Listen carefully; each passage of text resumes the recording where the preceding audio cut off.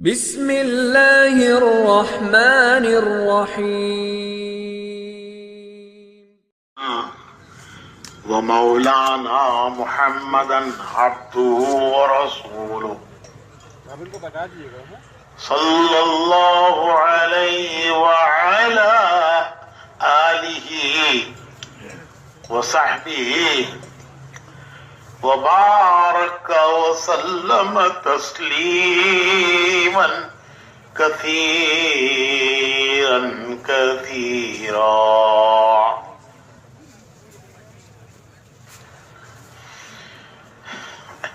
اما بعد،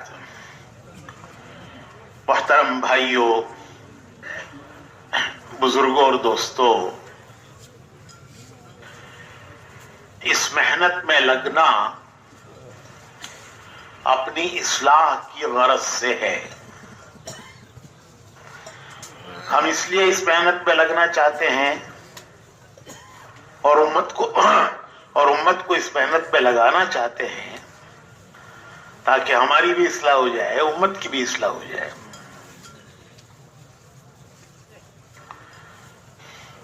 لیکن نیت کسی کام کے لیے ضروری ہوتی ہے. نماز سے پہلے نماز کی نیت، وضو سے پہلے وضو کی نیت، روزے سے پہلے روزے کی نیت، حج عمرے سے پہلے حج عمرے کی نیت، زکوٰۃ سے پہلے زکوٰۃ کی نیت. تو ہر کام میں نیت پہلے ہے، عمل بعد میں ہے. تو دعوت کی اس محنت میں بھی نیت پہلے ہے. مولانا الیاس صاحب رحمت اللہ علیہ فرمایا کرتے تھے کہ وجہ عمل تلاش کرو. 4 لفظ، وجہ عمل تلاش کرو کہ کیوں کر رہے ہو یہ کام، عمل کی وجہ کیا ہے، کس چیز نے اس عمل پر کھڑا کیا ہے، اسے تلاش کرو. نیت بہت مشکل سے بنتی ہے اور ذرا سی غفلت سے اڑ جاتی ہے. جیسے چڑیا مشکل سے ہاتھ آتی ہے، ذرا سی غفلت سے ہاتھ سے نکل جاتی ہے. تو نیت مشکل سے بنتی ہے اور ذرا سی غفلت سے وہ اڑ جاتی ہے. تو مولانا الیاس صاحب رحمت اللہ علیہ فرمایا کرتے تھے کہ جو کام کر رہے ہو اس کی کوئی وجہ ہے، کس چیز نے اس عمل پر تمہیں کھڑا کیا ہے، اٹھایا ہے اس عمل پر، اسے تلاش کرو. تو یہ حضرت کا ملفوظ ہے، وجہ عمل تلاش کرو. ذرا ایک مرتبہ کہیے، 4 لفظ، لیکن یہی نیت ہے کہ عمل کی وجہ کیا ہے، کیوں کیا ہے، کیوں کر رہے ہیں. تو مولانا الیاس صاحب رحمۃ اللہ علیہ نیت پر بڑا زور دیا کرتے تھے کہ آدمی کو وہ ملتا ہے جس کی وہ نیت کرتا ہے. اور نیت یہ الفاظ کا نام نہیں ہے، یہ دل کے اندر کی کیفیت کا نام ہے. دل و دماغ، دل کیا بول رہا ہے، دماغ کیا بول رہا ہے، دل کیا چاہ رہا ہے، دماغ کیا چاہ رہا ہے، یہ اس اندر کی کیفیت کا نام ہے. اگر میں آپ سے پوچھوں کہ آپ یہ کام کیوں کر رہے ہیں اور آپ جواب دیں تو آپ کی نیت ہوئی، میری نیت کہاں ہوئی. کوئی کسی سے پوچھے اور اسے جواب ملے تو وہ جواب دینے والے کی نیت ہے، پوچھنے والے کی نیت نہیں ہے. وہ تو ہمیں اپنے دل سے پوچھنا پڑے گا، اندر سے نکالنا پڑے گا کہ دل کیا بول رہا ہے، دماغ کیا سوچ رہا ہے. جو دل بول رہا ہے، جو دماغ سوچ رہا ہے، وہ اس کا نام نیت ہے. کعبے کی دیواریں اٹھاتے ہوئے حضرت ابراہیم علیہ السلام اور حضرت اسماعیل علیہ السلام نے جو دعائیں مانگی ہیں وہ ان کی نیت بتاتی ہیں، ان کی نیت بتاتی ہے. کعبے کی دیواریں اٹھاتے ہوئے دونوں باپ بیٹے اللہ کا گھر بناتے ہوئے دعائیں مانگ رہے ہیں، ربنا ربنا تقبل منا انک انت السمیع العلیم۔ اے ہمارے رب، ہماری یہ مزدوری قبول کر لے، ربنا تقبل منا، تیرے مزدور ہیں، تیرا گھر بنا رہے ہیں، ہماری یہ مزدوری تو قبول کر لے، تقبل منا، ہم سے قبول کر لے ہماری مزدوری، انک انت السمیع العلیم۔ تو سن رہا ہے ہم کیا مانگ رہے ہیں، بڑا سننے والا ہے، تو سن رہا ہے، علیم، اور صرف تو سنتا ہی نہیں ہے، دل کے اندر کے اس جذبے کو جانتا ہے جس جذبے نے ہمیں اس مزدوری پر لگایا ہے۔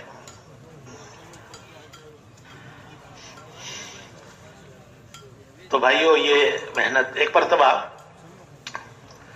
حضرت جی مولانا انعام الحسن صاحب رحمت اللہ علیہ اپنے معمول کے مطابق جماعتوں کو روانہ کرنے کے لیے تشریف لائے۔ حضرت کا معمول تھا، پہلے روانگی کی ہدایت دینے والا روانگی کی ہدایت دیتا، اور اس کے بعد حضرت آخر میں چند نصیحتیں ارشاد فرما کر دعا کر کے جماعتوں کو روانہ کرتے ہیں۔ تو اپنے معمول کے مطابق ایک مرتبہ حضرت تشریف لائے، جو روانگی کا بیان کر رہا تھا وہ حضرت کو دیکھ کے چپ ہو گیا، تو حضرت نے بیٹھ کر بات شروع کرنے کے بجائے حضرت نے مجمع سے پوچھا کہ بھائی، اللہ کے راستے میں جا رہے ہو؟ یہ سب روانگی کی جماعتیں تھیں جن کو روانہ کرنے کے لیے حضرت تشریف لائے تھے۔ تو حضرت نے پوچھا کہ بھائی، اللہ کے راستے میں جا رہے ہو، کوئی 3 چلے کے لیے جا رہا ہے، کوئی چلے کے لیے جا رہا ہے، کوئی کم و بیش وقت کے لیے جا رہا ہے، لیکن کیوں جا رہے ہو؟ اللہ کے راستے میں جا رہے ہو، کیوں جا رہے ہو؟ تو ادب کی وجہ سے سب خاموش ہو گئے، خاموش رہے۔ تو حضرت نے خود ہی فرمایا کہ بھائی، ہم اس لیے جا رہے ہیں کہ ہم اپنی اصلاح چاہتے ہیں، ہم اپنی تربیت چاہتے ہیں، ہم اپنی تربیت چاہتے ہیں، ہم اپنی اصلاح چاہتے ہیں۔ کام کی شکل ایسی ہے کہ دوسرے تو سمجھتے ہی ہیں کہ یہ دوسروں کی اصلاح کا کام کر رہے ہیں، لیکن کام کرنے والا بھی کبھی یہ سمجھنے لگتا ہے کہ میں دوسروں کی اصلاح کا کام کر رہا ہوں۔ کام کی شکل ایسی ہے، گشتیں کرنا، لوگوں کو مسجد میں لانا، ان کو ایمان آخرت کی باتیں تو ان سے کرنا، تو کام کی ظاہری شکل ایسی ہے کہ لوگ تو سمجھتے ہی ہیں کہ یہ دوسروں کی اصلاح کا کام کر رہے ہیں، لیکن کبھی کام کرنے والے کو بھی یہ خیال ہونے لگتا ہے کہ میں دوسروں کی اصلاح کا کام کر رہا ہوں، حالانکہ جدوجہد کرنے والے کے لیے ہدایت کا وعدہ ہے۔ جو محنت کوشش کر رہا ہے، جدوجہد کر رہا ہے، اس کے لیے ہدایت کا وعدہ ہے۔ جن میں کر رہا ہے، جن میں جدوجہد کر رہا ہے، ان کے لیے کوئی وعدہ نہیں ہے۔ وہ تو اللہ چاہے ہدایت دیں چاہے نہ دیں، اور جب چاہیں دیں، جلدی دیں، دیر سے دیں، وہ اس کا آیا ہو نہ آیا ہو ابھی۔ تو جن میں کام کر رہا ہے ان کے لیے وعدہ نہیں، لیکن جو کر رہا ہے اس کے لیے وعدہ ہے۔ والذین جاہدوا فینا لنہدینہم سبلنا، اللہ ان کے لیے ہدایت کے راستے کھولیں گے۔ لیکن پھر وہی بات ہے کہ نیت پر اجر، نیت پر ثمرہ ہے، نیت پر ثمرہ ہے۔ تو پھر حضرت نے فرمایا کہ نیت دوسروں کی ان کا وعدہ نہیں، محنت کرنے والے کے لیے وعدہ ہے، اپنی نیت نہیں کی۔ جس کا وعدہ ہے اس کی نیت نہیں، جس کی نیت ہے اس کا وعدہ نہیں۔ جن کی نیت کی ہے ان کے لیے کوئی وعدہ نہیں، وہ تو اللہ کا علم ہے کب دے گی، لیکن جو کر رہا ہے اس کے لیے وعدہ ہے، لیکن کب؟ جبکہ وہ نیت کرے اس کی۔ تو حضرت نے فرمایا کہ جس کی نیت ہے اس کا وعدہ نہیں، جس کا وعدہ ہے اس کی نیت نہیں۔ تو ادھر سے بھی گئے ادھر سے بھی گئے، اس محنت کرنے والے قربانی دینے کے لیے وعدہ تھا، لیکن اس نے اپنی نیت نہیں کی. دوسروں کے لیے کوئی وعدہ نہیں، وہ ان کی نیت کر لی. تو جس کی نیت ہے اس کا وعدہ نہیں، جس کا وعدہ ہے اس کی نیت نہیں. تو بھائیو، سب سے پہلی بات یہ ہے کہ ہمیں اپنی نیت بنانی ہے. نیت بنانی ہے. نیت مشکل سے بنتی ہے اور ذرا سی غفلت سے اڑ جاتی ہے. تو ہم اس محنت پہ اس لیے لگے ہیں کہ ہم اپنی اصلاح اور تربیت چاہتے ہیں کہ ہمیں نیت بنانی پڑے گی. تربیت کسے کہتے ہیں؟ تربیت کہتے ہیں جو کچھ اللہ اس کے رسول کو پسند ہے وہ ہماری زندگی میں آ جائے، اور جو اللہ اس کے رسول کو پسند نہیں ہے وہ زندگی سے نکل جائے. اللہ کے رسول کو وہی پسند ہے جو اللہ کو پسند ہے. وَمَا يَنطِقُ عَنِ الْهَوَىٰ إِنْ هُوَ إِلَّا وَحْيٌ يُوحَىٰ. وہ اپنی طرف سے کچھ نہیں بولتے، جو اللہ ان کو سناتا ہے وہ وہی بولتے ہیں جو ان کو اللہ پہنچاتا ہے.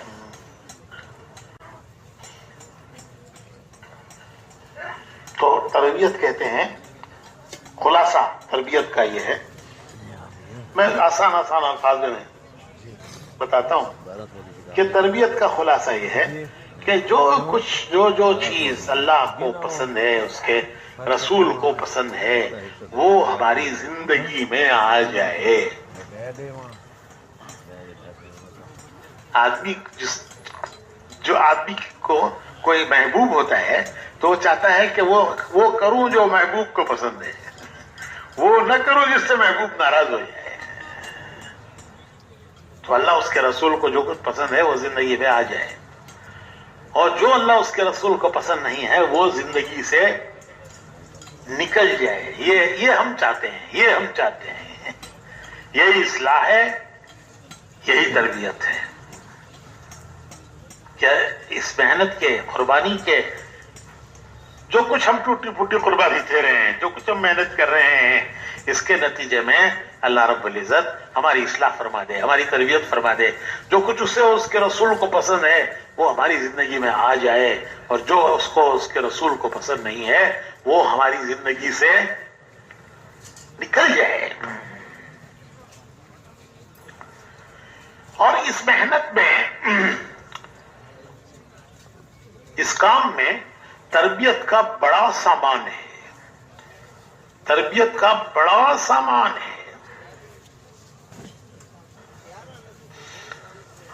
ہمارے بزرگوں میں گزرے ہیں مولانا منظور نعمانی صاحب.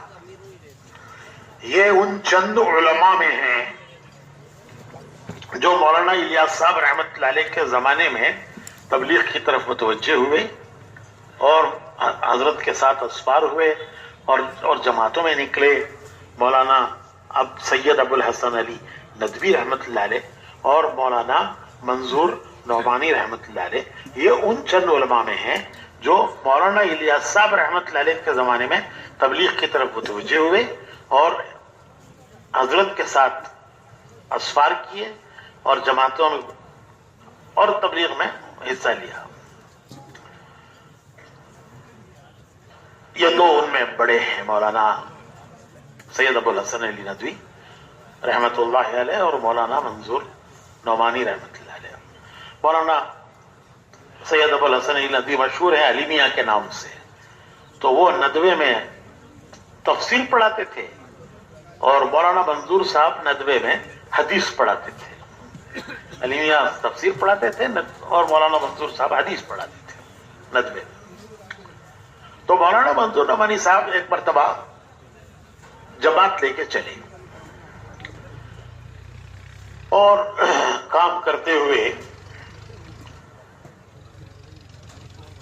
مولانا منظور صاحب فرماتے ہیں کہ جو روانگی کی ہدایات دی جاتی تھی ان جماعتوں کو کہ کیسے وقت گزارنا ہے، کام کیسے کرنا ہے، بستی میں کیسے جانا ہے، مسجد میں کیسے رہنا ہے، دعوت کیسے دینی ہے، گشتیں کیسے کرنی ہے، یہ ساری ہدایات انشاءاللہ جو کل فجر کے بعد ہوں گی نا، کہ جماعتوں میں نکل کر کیا کرنا ہے، کیا نہیں کرنا ہے، کیسے کرنا ہے. تو مولانا منظور صاحب فرماتے ہیں کہ چونکہ بالکل ابتدا تھی تو یہ ساری باتیں مجھے بڑی عجیب لگتی تھی، نہیں لگتی تھی. تو میں نے ان کو ترتیب وار لکھ لیا تھا، ترتیب کے ساتھ روانگی کی ہدایات کو میں نے لکھ لیا تھا، اور وہ 40 نمبر تک پہنچی تھی. ایک امیر کی اطاعت کرنا، مشورے سے کام کرنا، مسجد میں ایسے رہنا. تو یہ ساری ہدایات عالم تھے، بڑے علماء کو پڑھاتے تھے، تو وہ انہوں نے ترتیب وار وہ ہدایات لکھ لی تھی، وہ 40 تک پہنچی تھی. اور مولانا فرماتے تھے کہ اس کو میں اندر کی جیب میں رکھتا تھا، دل سے قریب، اور جب تک ان کو اٹھا کر دیکھتا رہتا تھا کہ کام ان ہدایات کی روشنی میں ہو.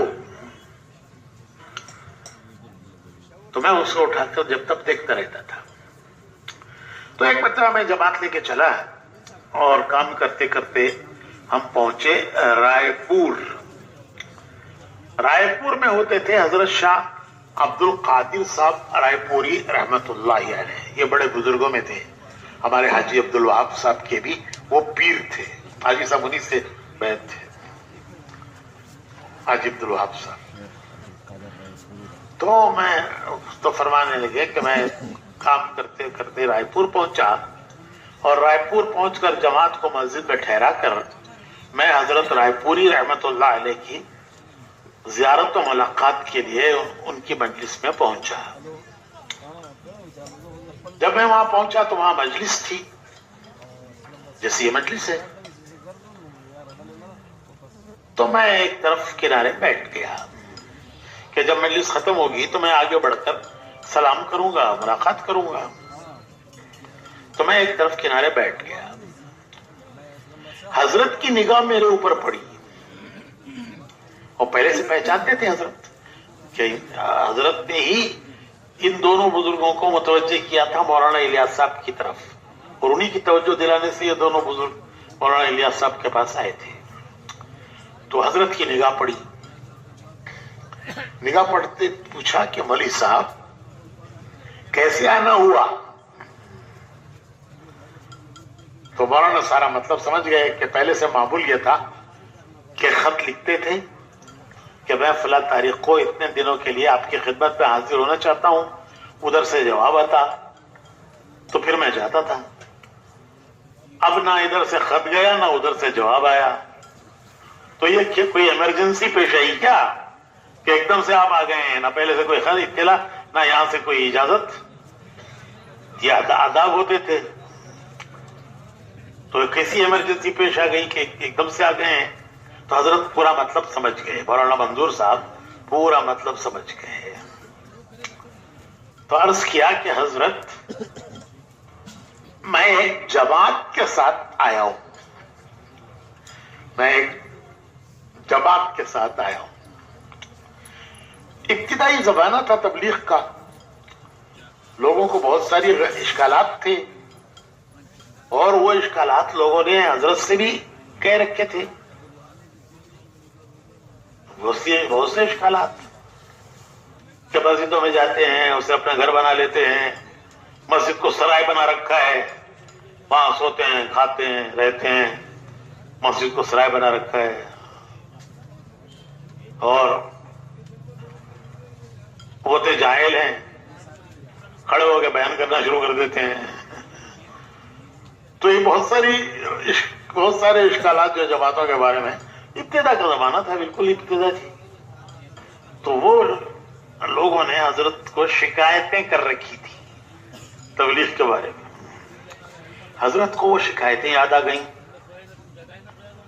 اس میں مولانا منظور صاحب آ گئے. یہ کیسے آ گئے؟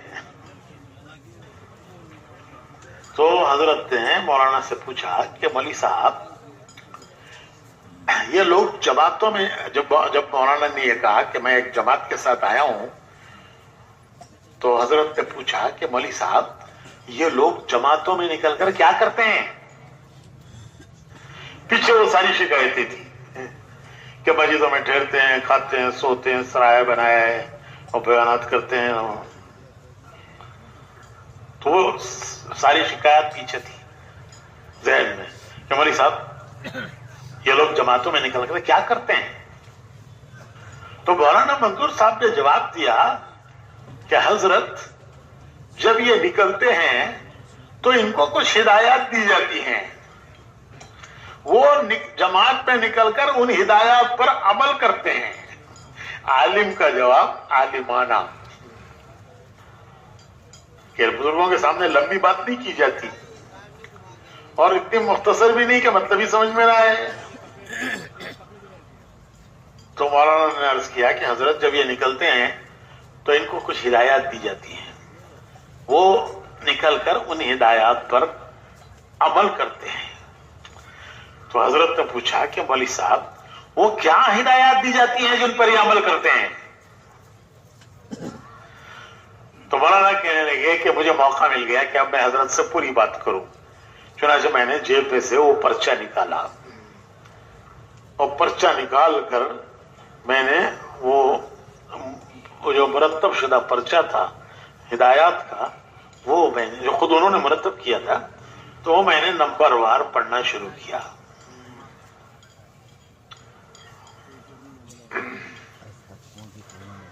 ایک ایک کر کے میں پڑھنے لگا.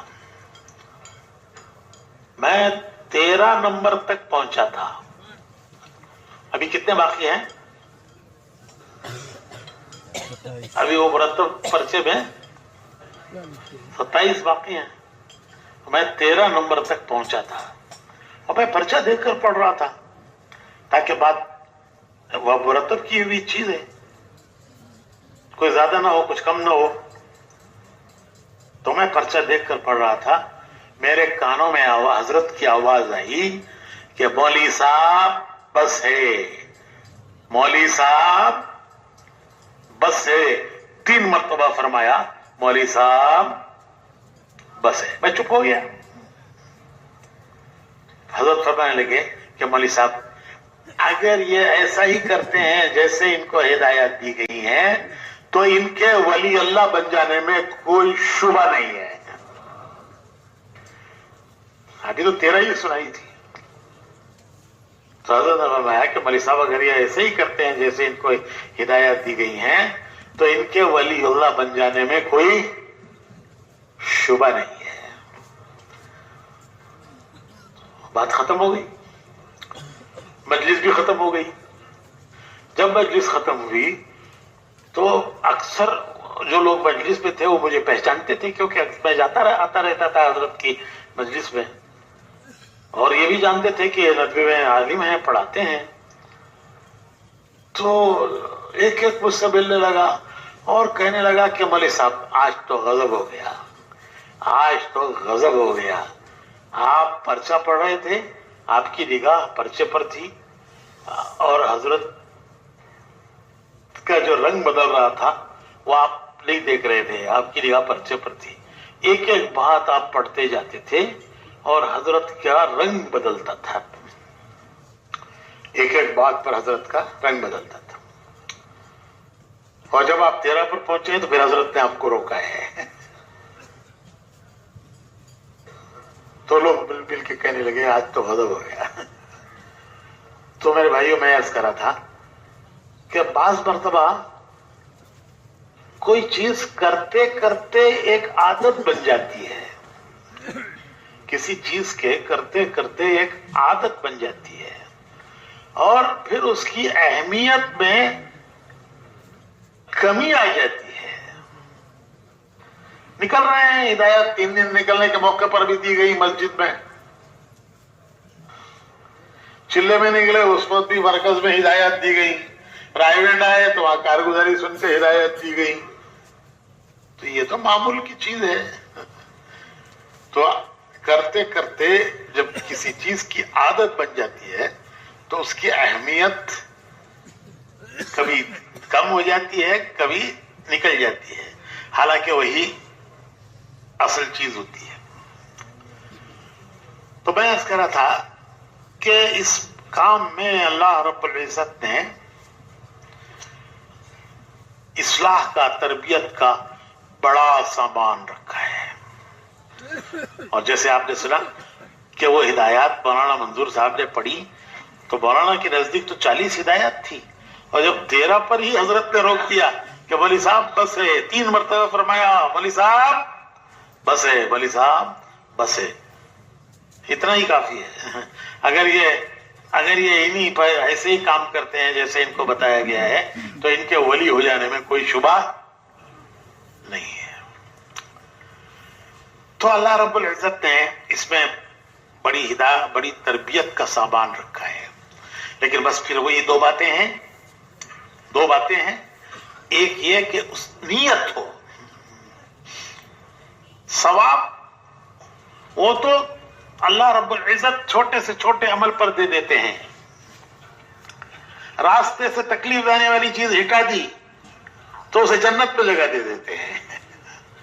تو دینے والے تو ایسے ہیں، وہ اوسع من اعطا، بہت وسعت سے دینے والے، بہت وسعت سے عطا کرنے والے، اپنی شان سے دیتے ہیں، اپنی شان سے دیتے ہیں. مولانا ابراہیم صاحب فرما رہے تھے کہ سخی ضرورت دیکھ کر دیتا ہے اور کریم اپنی شان دیکھ کر دیتا ہے کہ میری شان کتنی ہے، مجھے کتنا دینا چاہیے. تو اللہ کریم ہے، کریم اپنی شان سے دیتا ہے. تو دینے والے تو بہت ہیں، لیکن آدمی کو وہ ملتا ہے جس کی وہ نیت کرتا ہے. تو پہلی بات یہی ہے کہ اس نیت، اور پھر دوسری بات ہدایات کے مطابق عمل، ہدایات کے مطابق جو کہا گیا ہے اس طرح چلنا، جو سنا ہے اس طرح کرنا، جو کہا گیا ہے اس طرح کرنا، جو سنا ہے اس طرح کرنا. اپنی اس میں نہیں ملانا، اپنی نہیں ملانا. آدمی کا نفس ہر جگہ حصہ لگا لیتا ہے، وہ بڑا عیار ہے، بڑا عیار ہے، بڑا عیار ہے. ہمارے حضرت جی رحمت اللہ علیہ کے خادم تھے مولوی سلیمان صاحب. وہ رائے گنج آتے تھے تو ہمیشہ وہ جمعہ کی اذان، خطبے کی اور پہلی اذان وہ یہاں دیا کرتے تھے. وہ کہتے تھے میں چاہتا ہوں یہ سارا مجمع میری اذان کا گواہ بن جائے، قیامت میں گواہی دے. تو وہ حضرت کی بڑی انہوں نے خدمت کی، پوری زندگی حضرت کی خدمت کی. تو انہوں نے ایک مرتبہ حضرت سے پوچھا کہ حضرت ہم سب کو تو شیطان گمراہ کرتا ہے، ہم سب کو بھٹکانے والا بھٹکاتا ہے، شیطان بھٹکاتا ہے. شیطان کو کس نے گمراہ کیا؟ وہ تو پہلا شیطان تھا، اس سے پہلے تو کوئی شیطان تھا نہیں. ہم سب کو تو وہ بھٹکاتا ہے، اس کو کس نے بھٹکایا؟ تو حضرت جی رحمت اللہ علیہ نے ایک ٹھنڈی سانس بھر کر یہ فرمایا کہ مولوی صاحب شیطان کو اس کے نفس نے بھٹکایا. شیطان کو گمراہ کرنے والا اس کا نفس ہے. اس کے نفس نے اسے سمجھایا کہ تو اعلیٰ ہے اور افضل ہے اور آدم ادنا ہے. آدم کی حقارت دل میں آئی، شیطان کے دل میں آدم کی حقارت آئی کہ میں افضل ہوں، میں آگ کا بنا ہوا ہوں اور آدم مٹی کا بنا ہوا ہے. آگ اوپر جاتی ہے، مٹی نیچے جاتی ہے، تو میں افضل ہوں. اس کے نفس نے اسے بہکایا. تو آدمی کا نفس ہر جگہ اپنا حصہ ڈال لیتا ہے. ایک بار تو حضرت فرمانے لگے کہ لوگ آ کر ہم سے کچھ پوچھتے ہیں، سوال کرتے ہیں، کوئی بات پوچھتے ہیں. وہ جو بات وہ پوچھ رہے ہیں اس کا پہلے سے ان کے ذہن میں جواب ہوتا ہے. پوچھ بھی رہے ہیں اور ذہن میں ان کے کچھ جواب بھی ہے. اور جب ہم کوئی بات ان سے کہتے ہیں تو ہماری بات اور اپنی بات دونوں ملا لیتے ہیں.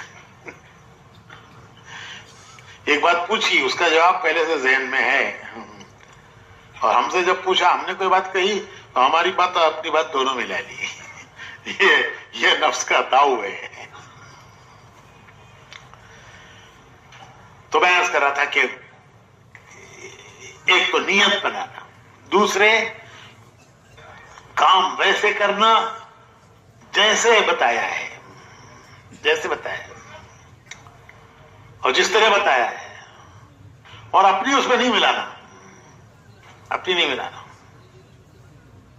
کوئی بات سمجھ میں نہ آئے تو اسے پوچھنا بڑوں سے، بڑوں سے پوچھنا، اپنے علاقے کے ذمہ داروں سے، علاقے کے ذمہ داروں کی۔ کبھی ایک مرتبہ میں یہاں پرانوں کے جوڑ میں حاضر ہوا تھا، تو کارگزاری سناتے ہوئے کسی ساتھی نے حاجی عبدالوہاب صاحب رحمت اللہ علیہ سے کوئی بات پوچھی۔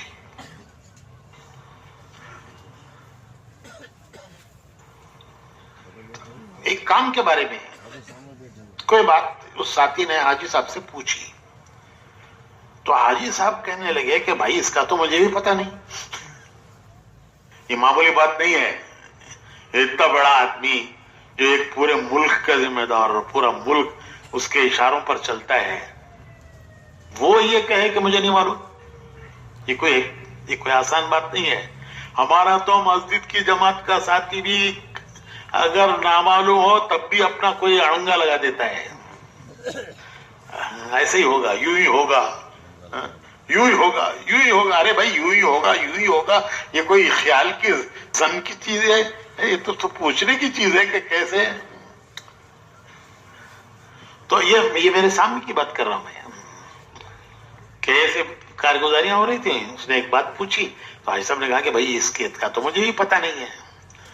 اچھا میاں جی محراب صاحب، مولانا الیاس صاحب کے زمانے کے آدمی، وہ ہم انہی کے ساتھ یہاں آئے ہوئے تھے، تو حاجی صاحب نے میاں جی سے پوچھا، یہ کہہ کے کہ مجھے پتہ نہیں ہے، کہ کہا کہ شاید میاں جی محراب کو پتہ ہو، تو پوچھا کہ میاں جی آپ نے کچھ سنا ہے اس بارے میں، یہ جو شخص پوچھ رہا ہے اس کے بارے میں آپ نے کچھ سنا ہے؟ تو میاں جی اپنی میواتی زبان میں بولے کہ نہ بھائی نہ، مجھے بھی پتہ نہ ہے، نہ بھائی نہ، مجھے بھی پتہ نہ ہے۔ تو اچھا بھائی، حاجی صاحب نے فرمایا اچھا بھائی لکھ لو اسے، جب حضرت تشریف لائیں گے تو پھر حضرت سے پوچھیں گے۔ حاجی صاحب نے لکھوایا، بھائی اسے لکھ لو، نوٹ کر لکھ لو، جب حضرت تشریف لائیں گے تو اسے پوچھیں گے۔ یہ کوئی معمولی بات نہیں ہے، بہت بڑی بات ہے کہ اتنے بڑے درجے کا آدمی وہ یہ کہے کہ مجھے پتہ نہیں، اور پھر مولانا الیاس صاحب کے رحمت اللہ علیہ کے ساتھ زمانے میں لگے ہوئے اور ان کی نگرانی میں کام میں چلے ہوئے، وہ یہ کہتے ہیں مجھے پتہ نہیں ہے، اور پھر یہ کہیں کہ بھائی اسے لکھ لو، حضرت آئیں گے تو پوچھیں گے۔ ہمارا یہ دعوت کا جو کام ہے، اس میں دعوت کا جو کام ہے، اس میں اجتہاد نہیں ہے، اس میں تقلید ہے۔ اس کام میں اجتہاد نہیں ہے، اس پہ تقلید ہے۔ اجتہاد کریں گے ٹھوکر کھائیں گے، تقلید کریں گے سلامتی کا راستہ ہے۔ اجتہاد کیا کہ کوئی بات سامنے آئی، اپنے ذہن سے کچھ سوچ کر لینا، اپنے ذہن سے اس کا کوئی حل نکال لینا، راستہ تلاش کر لینا، یہ اجتہاد ہے۔ اور تقلید کیا کہ بڑوں سے پوچھنا، بڑوں سے پوچھنا، علاقے والے اپنے علاقے کے بڑوں سے پوچھیں، علاقے کے بڑے اگر انہوں نے بڑوں سے کچھ سنا ہوا ہے اس بارے میں تو بتائیں، ورنہ جیسے حاجی صاحب نے کہہ دیا کہ بھائی نہیں جانتا، پھر وہ کیا کریں؟ وہ اپنے علاقے کے بڑوں سے پوچھیں، پھر وہ رائیونڈ والوں سے پوچھیں۔ تو یہ ہے تقلید کا راستہ۔ ہمارے پرانے ساتھیوں میں اللہ ان کی عمر میں برکت دے، ڈاکٹر خالد صدیقی صاحب ہیں علی گڑھ کے،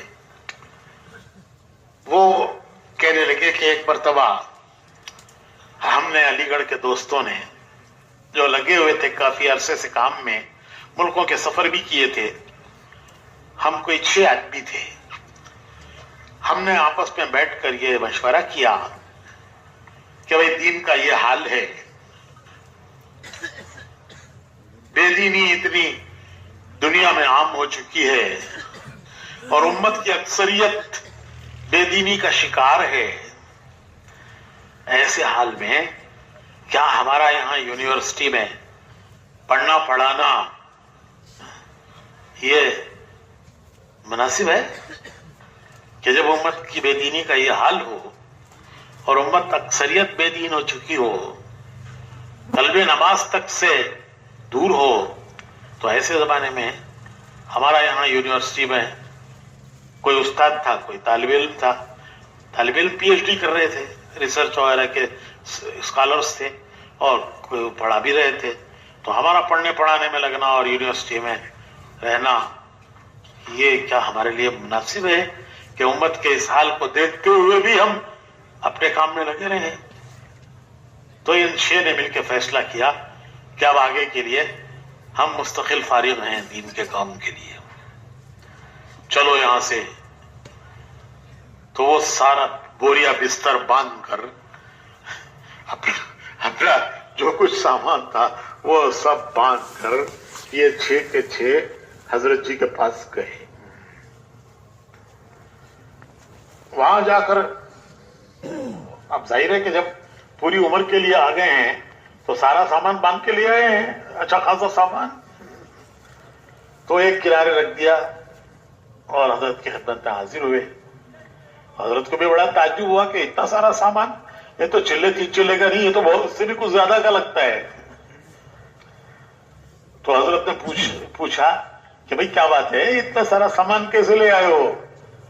تو انہوں نے عرض کیا کہ حضرت ہم بیٹھے تھے، ہم نے مذاکرہ کیا کہ اس دین کا جب یہ حال ہے تو ہمارا یہاں رہنا مناسب نہیں ہے، چلو ہم اپنے کو فارغ کرتے ہیں اس دین کے کام کے لیے، اور جا کے وہاں حضرت کے پاس پڑ جاتے ہیں۔ تو حضرت نے اپنے مشورے والوں کو بلایا، مشورے والے تھے مولانا عبیداللہ صاحب، مولانا عمر صاحب، منشی بشیر صاحب، میاں جی محراب صاحب، یہ سب بزرگ یہ مشورے والے تھے، ان کو سب کو بلایا اور بلا کے حضرت نے فرمایا کہ دیکھو بھائی، یہ ہمارے علی گڑھ کے ہمارے یہ حضرات اپنی زندگی فارغ کر کے یہاں آ گئے ہیں یہیں پڑے رہنے کے لیے اور دین کے ہر تقاضے پر چلنے کے لیے۔ تو مولانا عبیداللہ صاحب وہ بڑے مزاحی آدمی تھے، کہنے لگے واہ جی واہ جی واہ جی واہ جی، دروازہ کھول کر نہیں توڑ کر آئے ہیں، دروازہ کھول کر نہیں توڑ کر آئے ہیں۔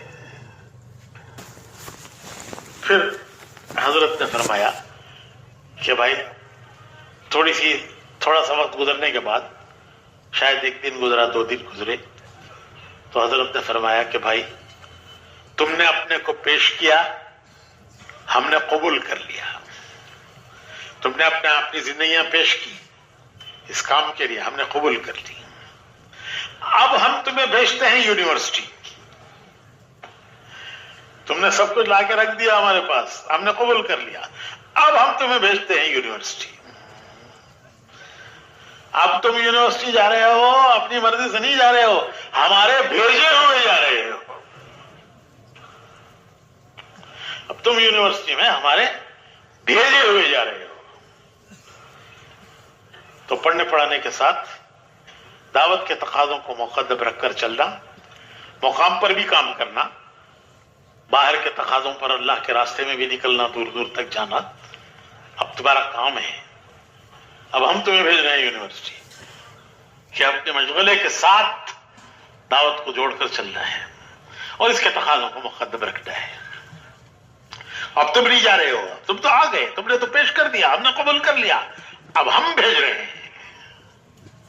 تو پھر اللہ نے وہ 6 کے 6 کچھ دنیا میں ابھی حیات ہیں اور اکثر چلے گئے دنیا سے. ان سے اللہ نے کام لیا، ملکوں میں کام لیا، علاقوں میں کام لیا. ہاں یہ بھی فرمایا، وہ جو بات تھی نا کہ دروازہ کھول کر نہیں، دروازہ توڑ کر آئے ہیں. تو حضرت نے اس کی تشریح فرمائی کہ دیکھو اگر تم یوں آ گئے تو یونیورسٹی کا کام، تمہاری یونیورسٹی کا کام بیٹھ جائے گا. لوگ کہیں گے کہ تبلیغ میں لگیں گے تو یہ پڑھنا لکھنا سب چھوڑ کے تبلیغ میں چلے جائیں گے. اور تمہارے ان کے والدین جنہوں نے ان کو بھیجا ہے پڑھنے کے لیے، وہ کہیں گے تبلیغ میں ہرگز نہ لگنا، تم لگو گے تو پڑھنا پڑھنا چھوڑ کر تبلیغ میں چلے جاؤ گے. اس طرح تم آئندہ کے لوگوں کے لیے راستہ بند کر دو گے. تم تو بہت اعلیٰ درجوں میں پہنچ گئے، لیکن آئندہ کے لیے تم نے لوگوں کے لیے راستہ بند کر دیا. اس طرح چلو کہ دروازہ کھلا رہے، تم بھی بڑھتے رہو، پیچھے پیچھے لوگ بھی آتے رہے، آگے بڑھتے رہے. جو خاص بات جس کی طرف میں متوجہ کرنا چاہتا تھا وہ یہ کہ کسی بھی کام میں اپنی ذاتی رائے پر عمل نہیں کرنا. کسی بھی کام میں اپنی ذاتی رائے پر عمل نہیں کرنا اور اپنے خیال سے نہیں چلنا. یہ اجتہاد ہے.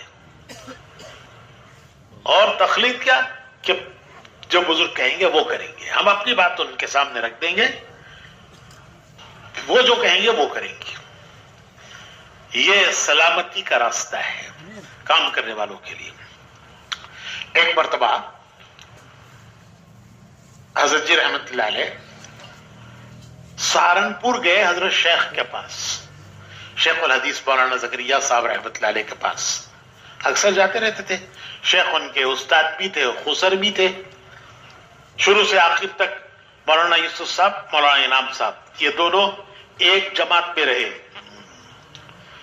ابتدائی جماعت سے لے کر آخر دورے تک. اور دونوں حضرت شیخ کے داماد، تو استاد بھی اور شیخ بھی، استاد بھی اور خسر بھی، تو اکثر جاتے رہتے تھے. تو ایک مرتبہ شیخ نے حضرت جی مولانا انعام الحسن صاحب رحمت اللہ علیہ سے پوچھا کہ مولی انعام پکارتے تھے اور شیخ ذرا جلدی جلدی بولتے تھے، مولی انعام تمہارے حضرت جی بننے سے کیا فرق ہوا؟ تم حضرت جی بن گئے، اتنے بڑے بن گئے، ساری دنیا کے امیر بن گئے.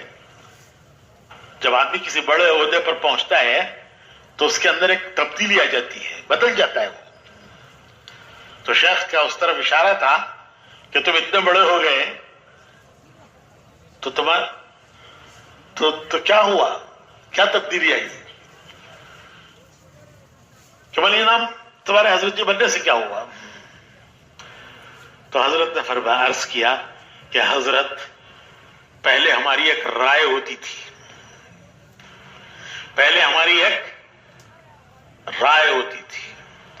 حضرت جی کی رائے بڑی مضبوط رائے ہوتی تھی. ہم نے اپنی آنکھوں سے دیکھا ہے کہ مولانا یوسف صاحب رحمت اللہ علیہ کوئی چیز حضرت مولانا انعام صاحب کے مشورے کے بغیر نہیں طے کرتے تھے. کوئی بات مشورے میں آنے میں ذرا سی تاخیر ہو گئی، مولانا انعام صاحب کو تین آدمی جاتے بلانے کے لیے. ایک گیا، ابھی وہ واپس آیا نہیں، حضرت نے دوسرے کہا بھائی مولی انعام کا کیا ہوا، دیکھو جاؤ بلاؤ. ابھی دوسرا گیا، وہ ابھی واپس نہیں آیا، تیسرا بھیج دیا.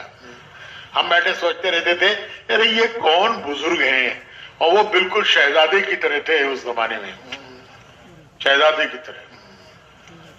تو ہم سوچتے تھے یہ کون بزرگ ہیں، نہ بیان کرتے ہیں نہ دعا کرتے ہیں. اس زمانے میں وہ بیان بھی نہیں کرتے تھے مولانا انعام صاحب. تو نہ بیان کرتے ہیں نہ دعا کرتے ہیں، پان کھاتے رہتے ہیں، بیٹھے رہتے ہیں. اور یہ مولانا یوسف صاحب ان کا اتنا خیال کرتے ہیں کہ بغیر ان کے کوئی بات طے نہیں کرتے. تو مولانا یوسف صاحب نے ایک مرتبہ اس کو واضح کیا، فرمایا کہ دیکھو جتنا انہوں نے مولانا انعام صاحب نے، جتنا انہوں نے مولانا الیاس صاحب کو سنا ہے اتنا میں نے نہیں سنا. نے فرمایا کہ جتنا انہوں نے مولانا الیاس صاحب کو سنا ہے اتنا میں نے نہیں سنا کہ مولانا الیاس صاحب ان کے ساتھ یہ مولانا انعام صاحب سائے کی طرح لگے رہتے تھے. سائے کی طرح، جس طرح آدمی کا سایہ آدمی سے جدا نہیں ہوتا اس طرح یہ سائے کی طرح مولانا الیاس صاحب کے ساتھ لگے رہتے تھے. میرا ذوق علمی تھا، ہمیں پڑھنے پڑھانے میں، لکھنے میں، کتابیں لکھنے میں، پڑھنے پڑھانے میں اکثر وقت لگا رہتا تھا. اور یہ مولی انعام صاحب یہ ہمیشہ سائے کی طرح مولانا الیاس صاحب کے ساتھ لگے رہتے تھے. تو انہوں نے جتنا انہوں نے مولانا الیاس صاحب کو سنا ہے اتنا میں نے نہیں سنا. اس لیے میں کوئی کام ان کے مشورے کے بغیر نہیں کرتا. یہ ہوتے ہیں بڑے.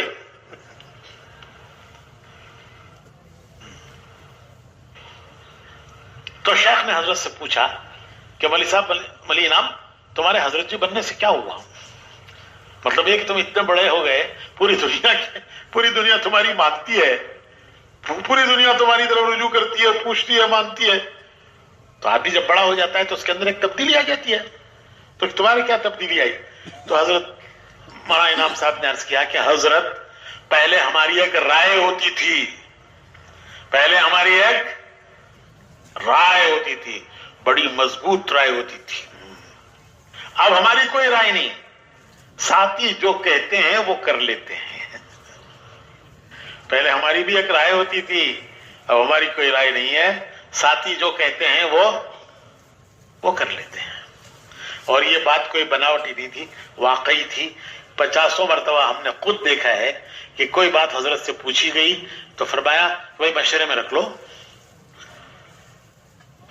کوئی بات اپنی طرف سے نہیں کہی، فرمایا مشورے میں رکھ لو. اور جب مشورے میں کوئی بات تجویز ہو جاتی اور عرض کیا جاتا کہ حضرت ساتھیوں کی یہ رائے ہے تو فرماتے کہ اچھا بھائی اللہ اس میں برکت فرمائے، اچھا بھائی اللہ اس میں خیر فرمائے. پہلے فرماتے تھے مشورے میں رکھ لو، اور جب مشورے میں کوئی بات اس پر تجویز ہو جاتی تو فرماتے، جب عرض کیا جاتا تو فرماتے کہ اچھا بھائی اللہ اس میں خیر فرمائے، اللہ اس میں برکت فرمائے. تو بھائیو، ایک مرتبہ ہمارے بھائی خالد صدیقی صاحب، یہ ہمارے بہت پرانے لوگوں میں ہیں، اپنی بیماری معذوری کی وجہ سے نہ آ سکے، تو ارادے نیت کے باوجود نہ آ سکے. تو وہ کہنے لگے کہ میں نے ایک مرتبہ حضرت جی سے پوچھا کہ حضرت کیا امیر کو اس کا اختیار ہے کہ وہ سب ساتھیوں کی رائے کے خلاف کوئی فیصلہ کرے؟ سب ساتھیوں کی ایک رائے ہے، کیا امیر کو اس کا اختیار ہے کہ وہ سب ساتھیوں کی رائے کے خلاف فیصلہ کر دیں؟ یہ میں نے حضرت جی سے پوچھا. تو حضرت نے فرمایا کہ بھائی اختیار تو ہے، لیکن یہ بھی دیکھ لو کہ وہ مانیں گے کہ نہیں. اختیار تو ہے کہ سب کی رائے کے خلاف کوئی فیصلہ کرے، لیکن یہ بھی دیکھ لو کہ ان میں یہ استعداد کی بات ہے کہ ان میں یہ استعداد ہے کہ وہ مان بھی لیں گے. اچھا، پھر انہوں نے پوچھا کہ حضرت وہ نہ مانے تو پھر کیا کریں؟ ہم نے ایک فیصلہ کیا، ان کی رائے نہیں تھی، اب وہ نہیں مان رہے تو کیا کریں؟ تو حضرت نے فرمایا کہ بھائی تم ان کی مان لو، اگر وہ تمہاری نہ مانے تو تم ان کی مان لو. کیسے جوڑ کی شکل ہے.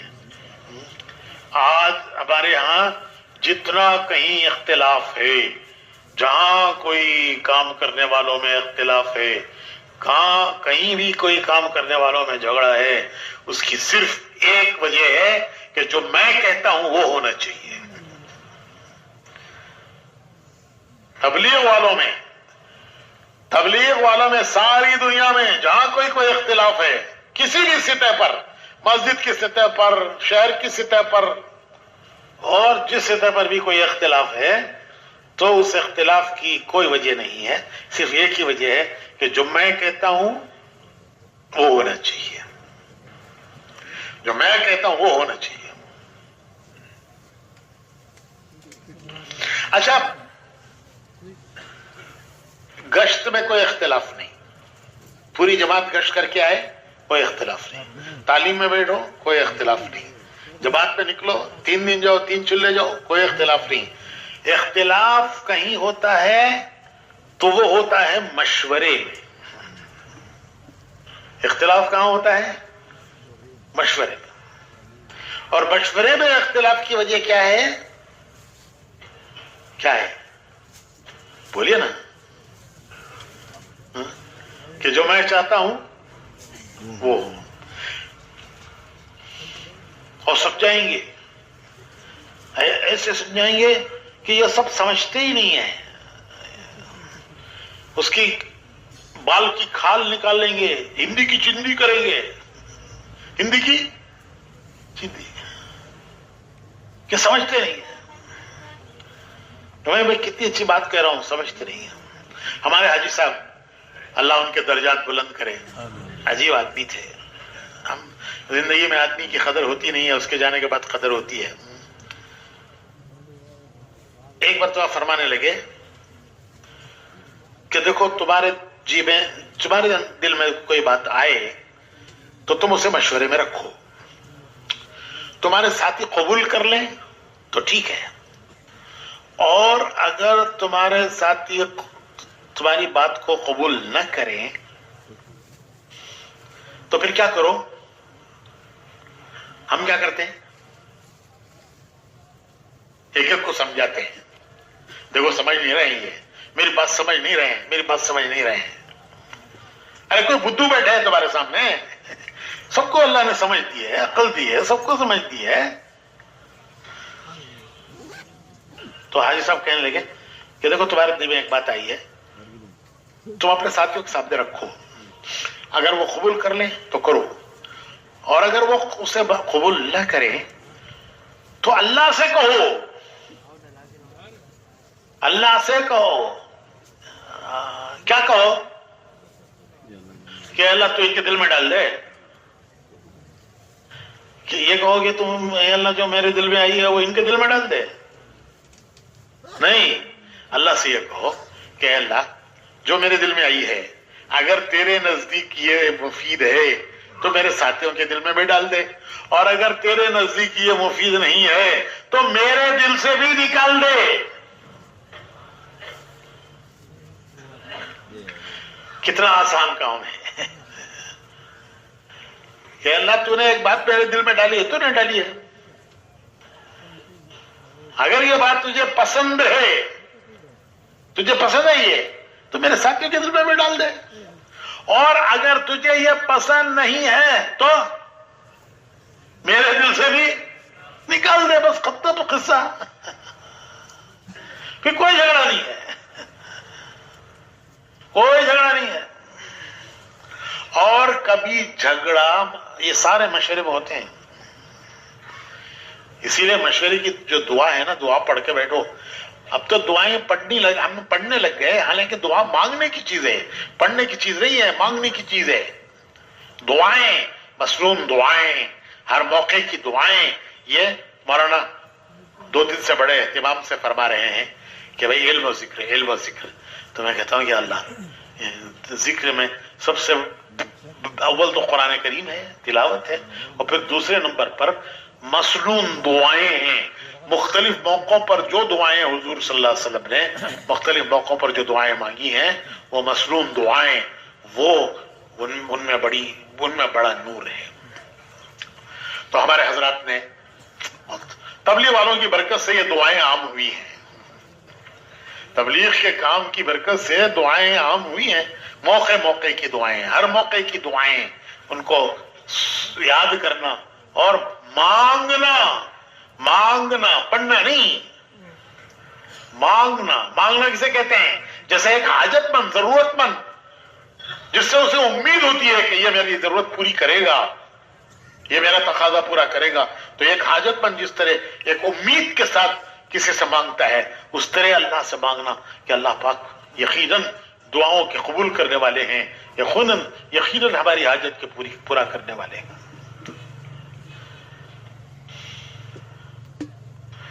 تو مشورے میں بعض مرتبہ پیچھے کا کوئی اثر ہوتا ہے، وہ پیچھے سے آیا ہے، وہ ظاہر ہو رہا ہے مشورے میں، لیکن وہ اس کی رسی کہیں پیچھے سے ہے۔ وہ کیا؟ ایک مثال دیتا ہوں میں۔ مثال، رات کو بیوی سے انبن ہو گئی، رات کو بیوی سے کسی بات پر انبن ہو گئی۔ نہ ہونے والی بات نہیں ہے، ہوتی رہتی ہے، ہوتی رہتی ہے۔ آپ تو ماشاءاللہ نہیں ہوتا ہوگا آپ کے یہاں، ہمارے یہاں ہوتا رہتا ہے۔ حضور صلی اللہ علیہ وسلم حضرت عائشہ سے فرماتے تھے کہ عائشہ، میں جانتا ہوں کہ تم کب مجھ سے خوش ہوتی ہو، کب مجھ سے ناراض ہوتی ہو، کب خوش ہو کب ناراض ہو، میں جانتا ہوں تم کب خوش ہو کب ناراض ہو۔ تو حضرت عائشہ نے پوچھا کہ کیسے پتہ چلتا ہے؟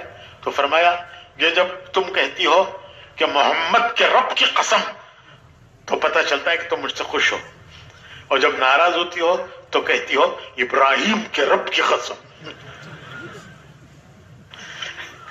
جب خوش ہوتی ہو تو کہتی ہو محمد کے رب کی قسم، اور جب ناراض ہوتی ہو تو کہتی ہو ابراہیم کے رب کی قسم۔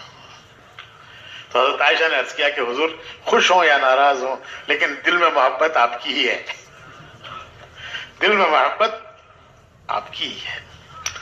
تو رات کو بیوی سے انبن ہو گئی، صبح انہوں نے اسٹرائک کر دی۔ کیا کر دی؟ اسٹرائک۔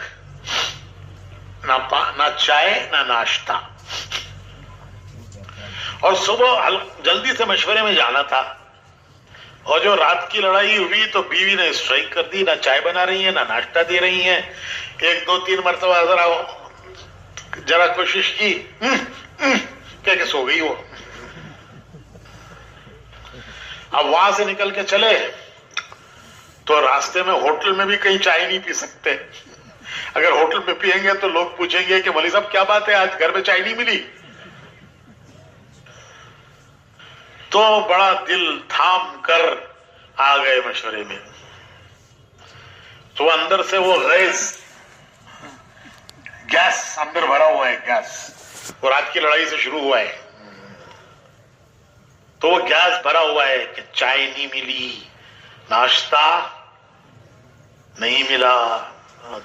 چائے کا جو عادی ہے اسے چائے نہ ملے تو وہ گیس بنتا ہے اندر، تو وہ گیس بھرا ہوا ہے۔ اب آ کے مشورے میں بیٹھے، ایک ساتھی نے ایک رائے دی، نہیں ہم نے ایک رائے دی۔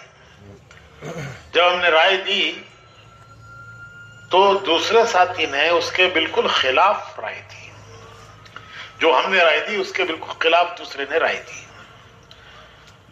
جب اس نے ہماری رائے کے خلاف رائے دی تو اندر سلنڈر پھٹ گیا۔ کون سا سلنڈر؟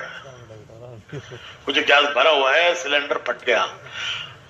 امیر صاحب خدا کی قسم، یہ ہمیشہ اللہ کی قسم ہمیشہ ایسا ہی کرتا ہے، میں جو بولتا ہوں اس کے خلاف بولتا ہے یہ،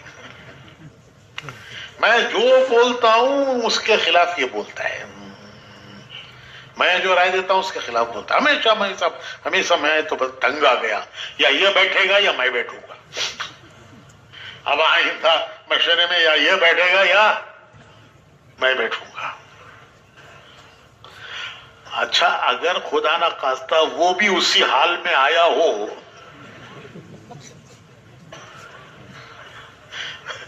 وہ بھی اگر خدا نہ خواستہ اسی حال میں آیا ہو تو دو سلنڈر ٹکرا گئے، مسجد کی جماعت پاش پاش، تو یہ پیچھے سے بھی کچھ ہوتا ہے۔ تو بھائیو اس میں بڑے ضبط کی ضرورت ہے، بڑے تحمل کی ضرورت ہے، تحمل کی۔ حضور نے دعا مانگی ہے، مصنون دعاؤں میں ہے، حضور کی دعاؤں میں ہے اللهم اغننا بالعلم وزينا بالحلم. اللهم علمنا بالعلم بھی ہے, اغننا بالعلم بھی ہے, وزینا بالحلم, مجھے حلم عطا کر, مجھے حلم عطا کر کے زینت دے, حلم کے ذریعے کی زینت مجھے دے, مجھے حلم کی زینت دے.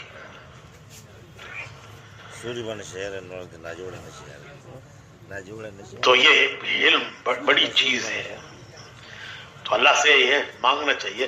حدیث کی دعائیں, حضور صلی اللہ علیہ وسلم کا علم کون کہہ سکتا ہے؟ تو پھر یہ دعا کیوں ہے؟ تو حضور کی دعائیں قیامت تک کے لیے امت کی تعلیم ہے کہ دیکھو جو حضور نے مانگا ہے وہ ہماری ضرورت ہے, ہمیں مانگنا چاہیے. جو حضور نے مانگا ہے وہ ہماری ضرورت ہے, وہ ہمیں مانگنا چاہیے.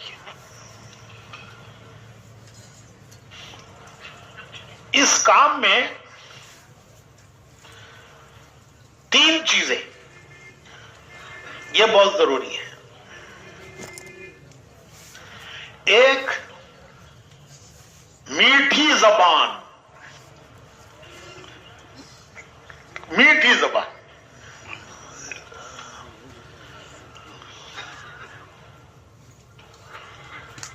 وہ ایک مرتبہ میں آ رہا تھا تو ایک ٹرک سامنے سے گزر رہا تھا, یہاں ہی رائے آتے ہوئے.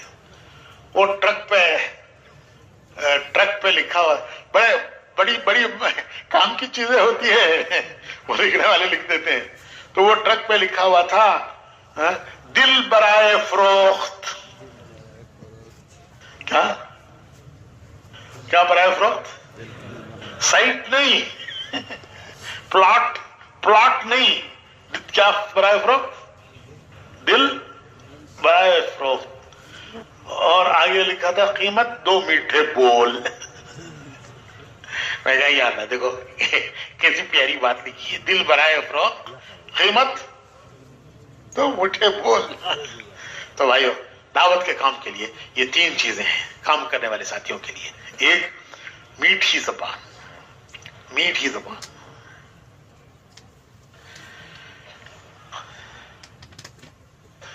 کھینچی نہیں کہ جہاں سے چلی کاٹتی چلی گئی.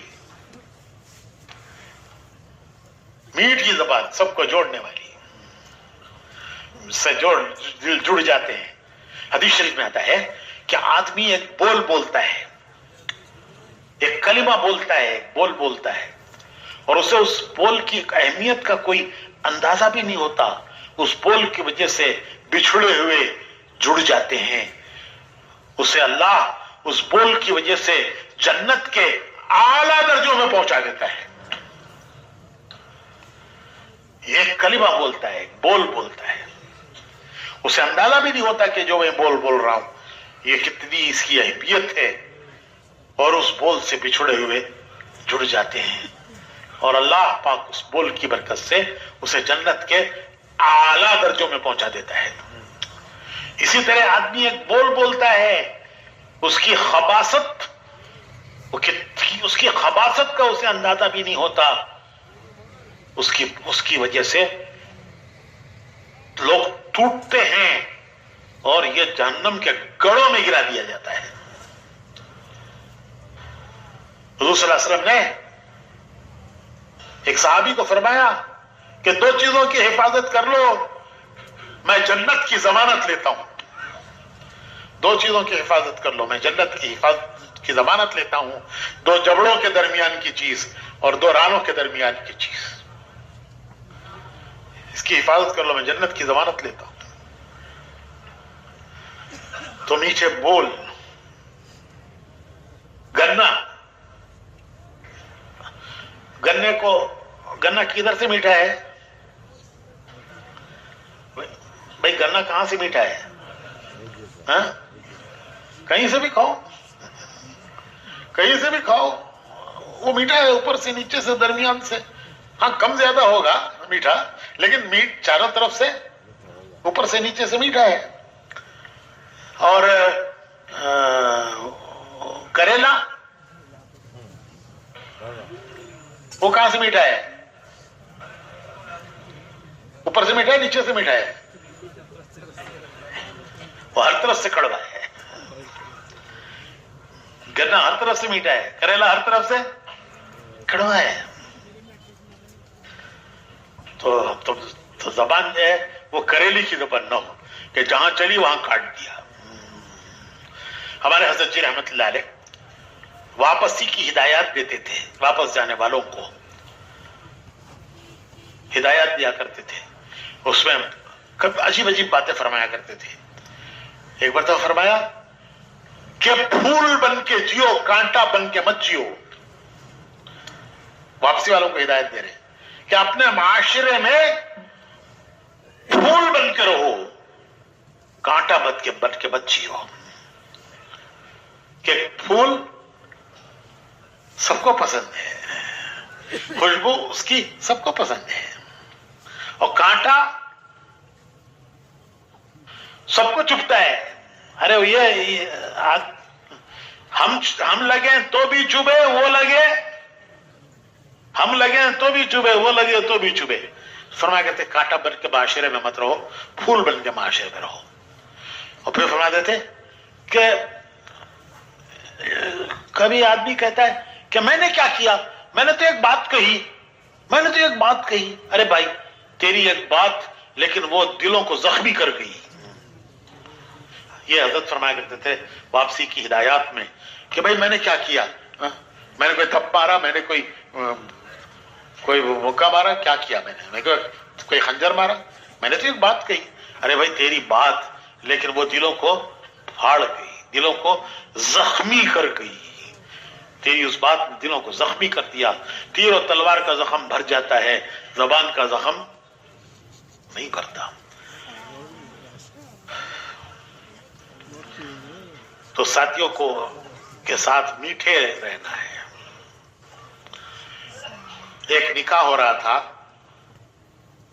تو لوگوں نے کہا کہ حضرت قاری صاحب سے کہو کہ ذرا قرآن پڑھ دے, برکت ہو جائے گی. تو عرض کیا کہ قاری صاحب ذرا قرآن پڑھ دیجیے. تو قاری صاحب نے شروع کیا الطلاق مرتان. رکوع وہاں سے شروع ہوتا ہے تو انہوں نے رکوع شروع کیا الطلاق. ارے پورے قرآن میں یہاں پڑھنے کے لیے تمہیں یہی آیت ملی؟ پورے قرآن میں اس موقع پر پڑھنے کے لیے یہی آیت ملی تمہیں؟ تو بھائیو وہی حضور والی بات, حضور والی بات, عجیب بات, اللہ کے پیارے نبی کی بات کہ دو باتوں کی ضمانت لے لو, میں تمہارے لیے جنت کی ضمانت لیتا ہوں. دو باتوں کی, دو جوڑوں کے درمیان کی زبان, تم اس کی حفاظت کر لو, میں جنت کی تمہارے لیے ضمانت لیتا ہوں. تو کام کرنے والوں کے لیے یہ بہت بڑی چیز ہے.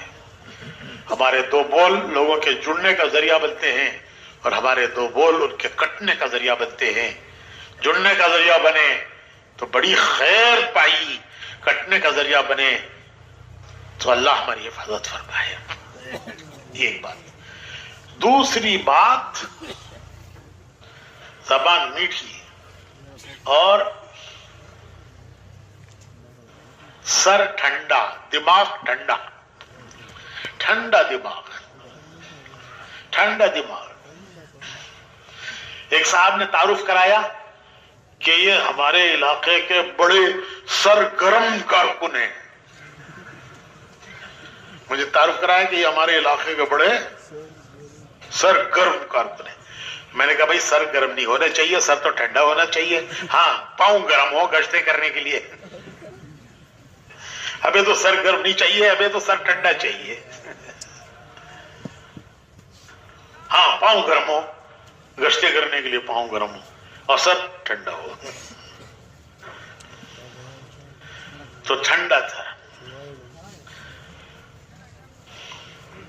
چنگاریاں پڑیں تو بجھ جائیں. برف کی سل, چنگاریاں پڑتی ہیں تو کیا ہوتا ہے؟ برف کی سل پر اگر چنگاریاں پڑیں تو کیا ہوتا ہے بھائی؟ جی بجھ جاتی ہیں. چنگاریاں بجھ جاتی ہیں. برف کی سل پر گریں گے. اور اگر چنگاری تیل کی کڑائی پر پڑے تو کڑائی میں تیل پک رہا ہے, اگر پانی کا ایک قطرہ پڑے اس پہ, تیل کڑائی میں بن رہا ہے نا, جلیبی کے لیے, جامن کے لیے جو شیرہ پک رہا ہے, اگر اس میں پانی کے چند خطرے پڑے تو کیا ہوتا ہے؟ وہ منہ پر واپس آتا ہے, منہ پر واپس آتا ہے. تو ہمارے دماغ ایسے ہوں کہ کوئی کچھ کہے, کوئی کچھ کہے, آل پروف. کیا کیا بھائی؟ آل پروف. جو مرضی کہتے جاؤ, کوئی اثر ہی نہیں ہوتا. برداشت برداشت. تو کسی کی بات پر فوراً رد عمل, ریاکٹ کرنا, رد عمل, یہ نہیں ہے. اسے پی جانا, اسے پی جانا. منافقین حضور اکرم صلی اللہ علیہ وسلم کے بارے میں کہتے تھے کہ وہ تو کان ہی کان ہیں.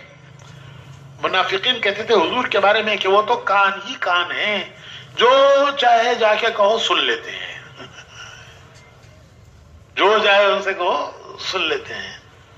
اور پیچھے جا کے آپس میں سرگوشیاں کرتے کہ دیکھا آج میں کیا کہہ کے آیا.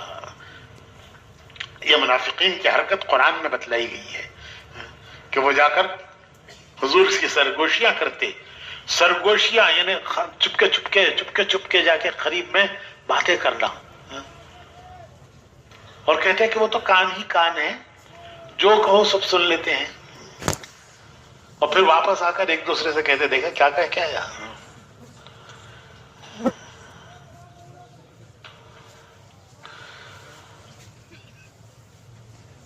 تو بھائیو, ٹھنڈا دماغ ہو, کسی پر رد عمل نہیں. حدیث شریف میں آتا ہے کہ ایک آدمی تمہاری برائی کر رہا ہے, تم اس کی 10 برائیاں جانتے ہو. وہ تمہاری ایک برائی کر رہا ہے, تم اس کی 10 برائیاں جانتے ہو, لیکن تم خاموش رہ جاؤ, اس کی ان 10 برائیوں کا ذکر نہ کرو. وہ تمہاری ایک کر رہا ہے, سن لو. تم اس کی 10 جانتے ہو, نہ کرو. تمہیں اللہ اس کی برکت سے جنت کے اعلیٰ درجے دے گا. ایک مرتبہ حضور اکرم صلی اللہ علیہ وسلم تشریف فرما تھے, حضرت ابو بکر بیٹھے ہوئے تھے. ایک شخص آیا اور اس نے آ کر حضرت ابو بکر کو برا بھلا کہنا شروع کیا, برا بھلا, ان کی شان کے خلاف. حضور مسکراتے رہے. وہ حضرت ابو بکر کو ایسی ویسی باتیں سنا رہا ہے اور حضور خاموش ہے, خاموش ہے, مسکراتے رہے نہیں, خاموش ہے. تھوڑی دیر کے بعد حضرت ابو بکر نے جواب دیا. بہت دیر ہو گئی, بہت سن لیا, تو اب کتنا سنیں گے بھائی, کوئی ایک آدھ جواب تو دے دو. یہ اندر سے ابھارتا ہے نفس کہ بھائی کتنا سنیں گے بھائی, ایک آدھ جواب تو دے دو. تو حضرت ابو بکر نے ایک جواب دے دیا. حضور اٹھ کر چلے گئے,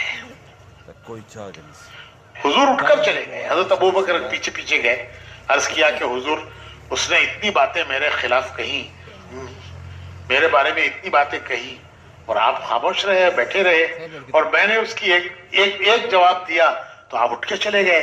تو حضور نے فرمایا کہ میں دیکھ رہا تھا کہ وہ تمہیں برا بھلا کہہ رہا تھا, تمہاری طرف سے ایک فرشتہ جواب دے رہا تھا.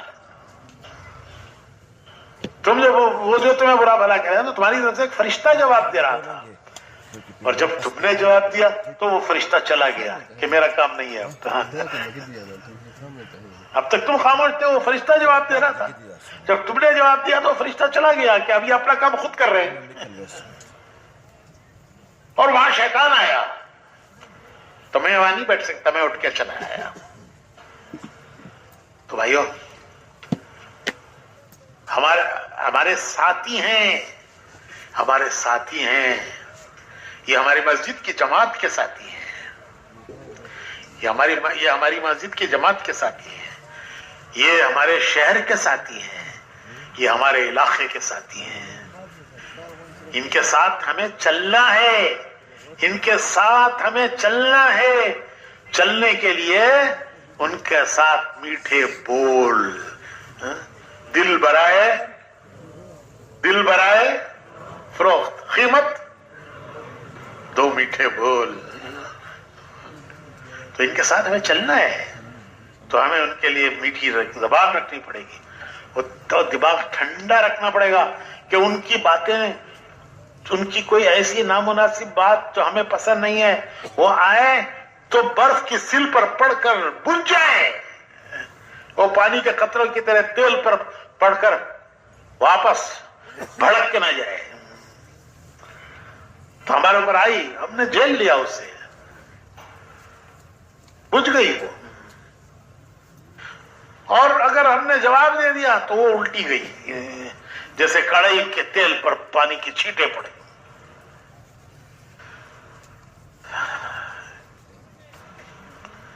تو میٹھی زبان اور کیا جی، ٹھنڈا دماغ اور وسیع دل، وسیع دل میں سب کے لیے وسعت ہے، دل میں سب کے لیے وسعت ہے، سب کے لیے دل میں وسعت ہے۔ جو ہمارا بھلا چاہتے ہیں ہم ان کا بھلا چاہتے ہیں، یہ تو معاملہ ہوا۔ جو ہمارا برا چاہتے ہیں ہم ان کا بھی بھلا چاہتے ہیں۔ یہ نبوت کی تعلیم ہے، نبوت کی تعلیم ہے کہ جو ہمارا برا چاہتے ہیں ہم ان کا بھی، ہم جو ہمارا بھلا چاہتے ہیں ہم ان کا بھلا چاہتے ہیں، یہ تو معاملہ ہوا۔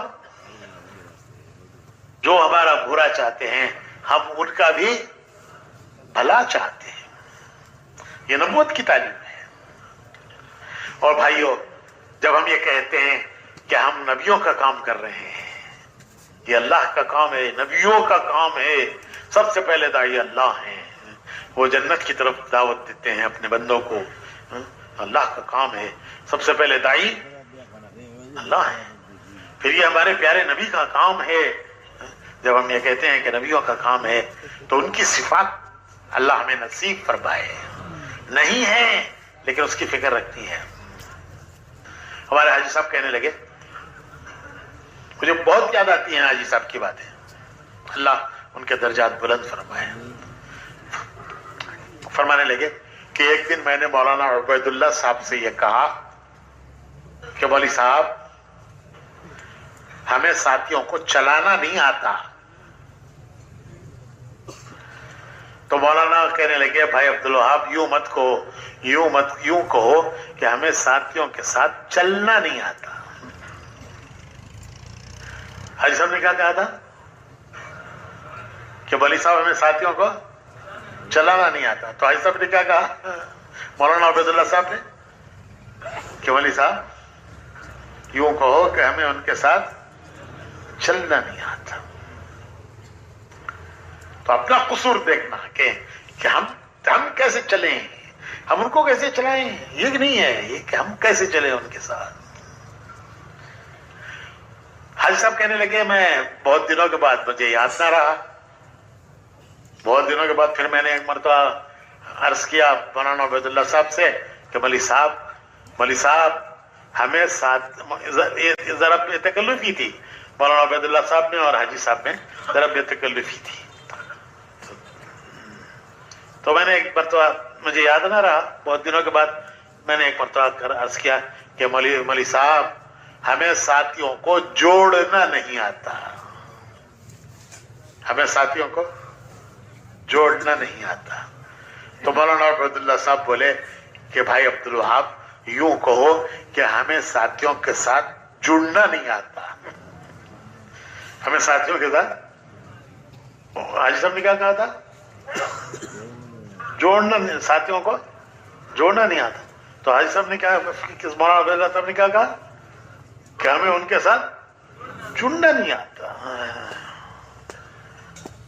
تو بھائیوں کام جو ہے وہ سب کے ساتھ جڑنا ہے اور سب کو جوڑنا ہے. اس کے لیے دل وسیع ہو, دل وسیع ہو, وسیع. حضور اکرم صلی اللہ علیہ وسلم کا دل وسیع, سمندر کی طرح وسیع, سمندر کی طرح وسیع. جانتے تھے کہ یہ منافقین ہیں, اللہ نے بتلایا تھا کہ یہ منافقین ہیں, لیکن آپ نے اپنے عمل سے کبھی یہ ظاہر نہیں ہونے دیا کہ آپ جانتے ہیں کہ یہ منافق ہے. وہ جا کے سرگوشیاں کرتے تھے, کام میں باتیں کرتے تھے, لوگوں کو دکھانے کے لیے کہ دیکھو ہم کتنے قریب ہیں حضور کے, اور پیچھے جا کے آپس میں باتیں کرتے تھے کہ دیکھو سب کہہ کے آئے ہوں کان میں, وہ تو کان ہی کان ہے.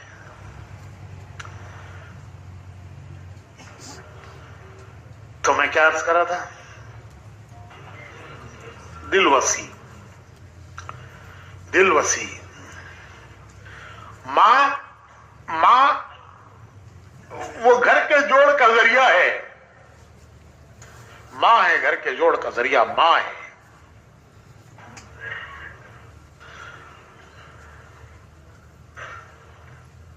چار بچے ہیں, ایک بچہ ڈاکٹر, ایک بچہ انجینئر, ایک بچہ مولانا صاحب.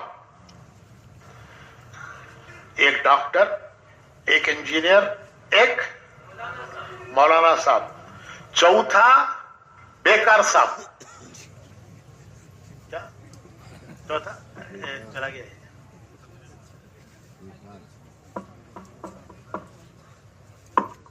چوتھا بیکار صاحب, کسی کام کا نہیں, کسی کام کا نہیں.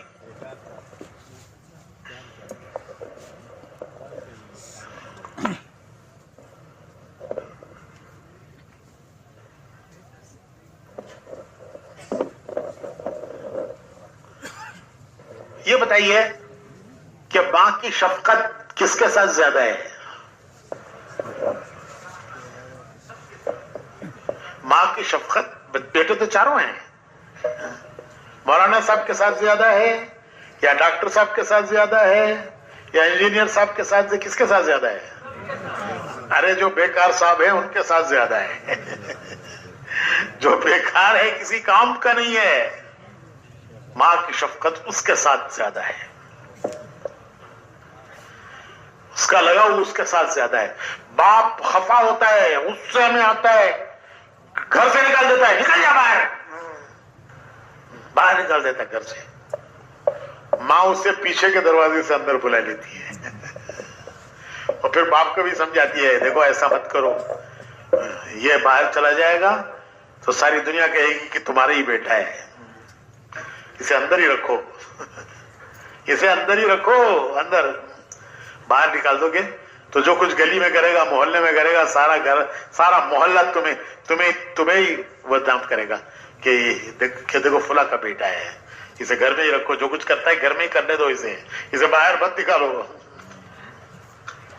تو باپ کو سمجھاتی ہے, بیٹے کو سمجھاتی ہے کہ ارے باپ تیری بھلائی کے لیے کہہ رہا ہے, تیرا ہمدرد تیری بھلائی کے لیے کہہ رہا ہے, تو اس کی بات مان لے, اسے ناراض مت کر, اس کی رضا اللہ کی رضا ہے, اس کی ناراضگی اللہ کی ناراضگی ہے.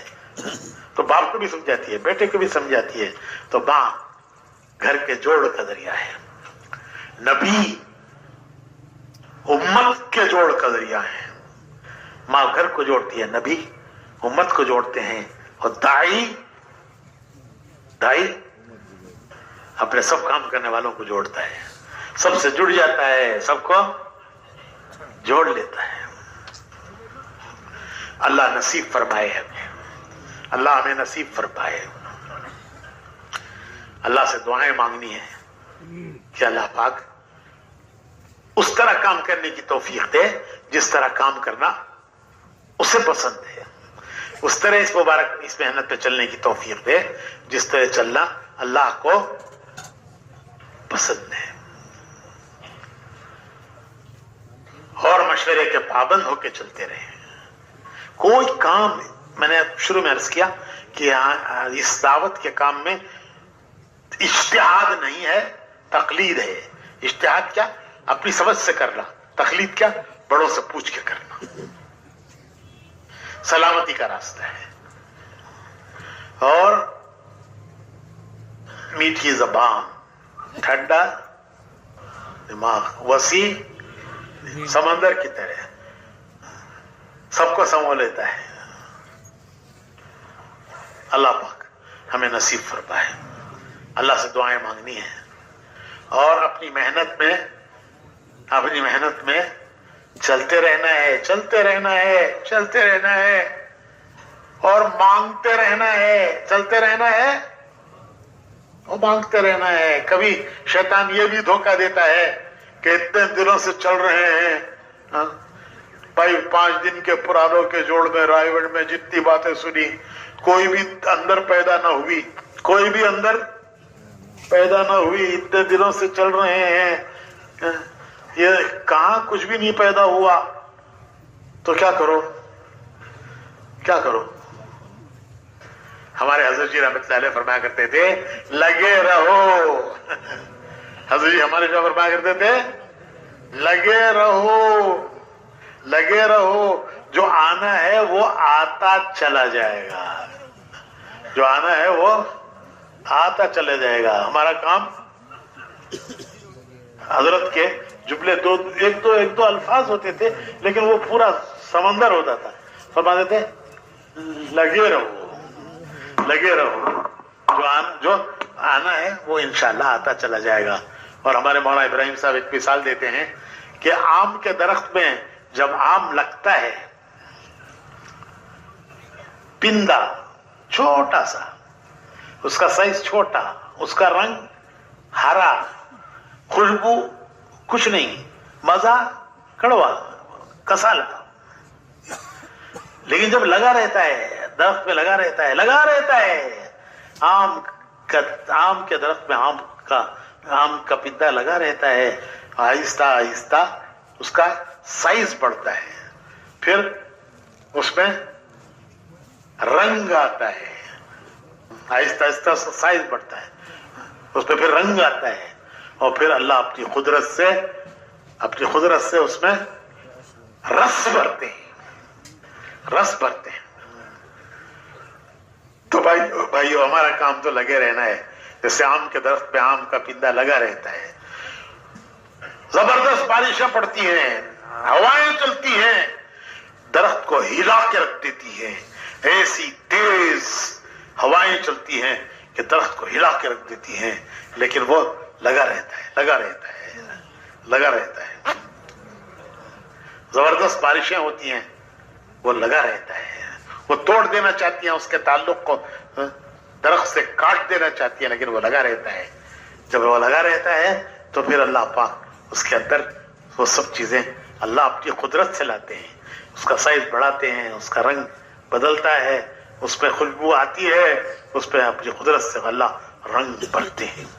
तो भाइयों लगे रहेंगे, लगे रहेंगे और अल्लाह से मांगते रहेंगे, लगे रहेंगे, अल्लाह से मांगते रहेंगे। और अगर वो टूट कर गिर गया तो,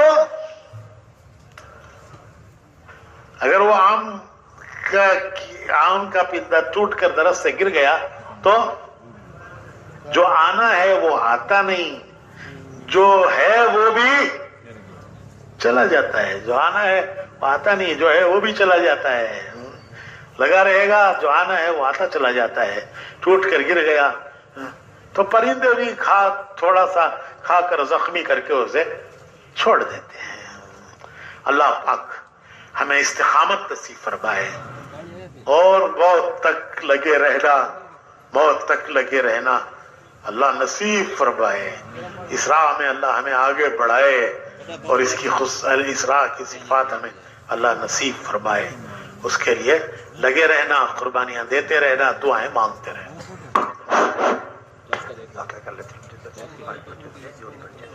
जी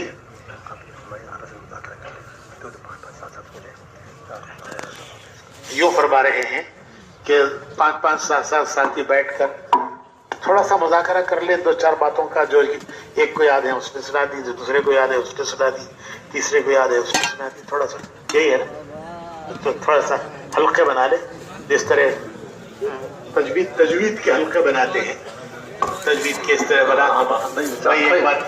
ایک بات یہ نہیں سمجھ میں آئی، یہ نہیں سمجھ میں آئی.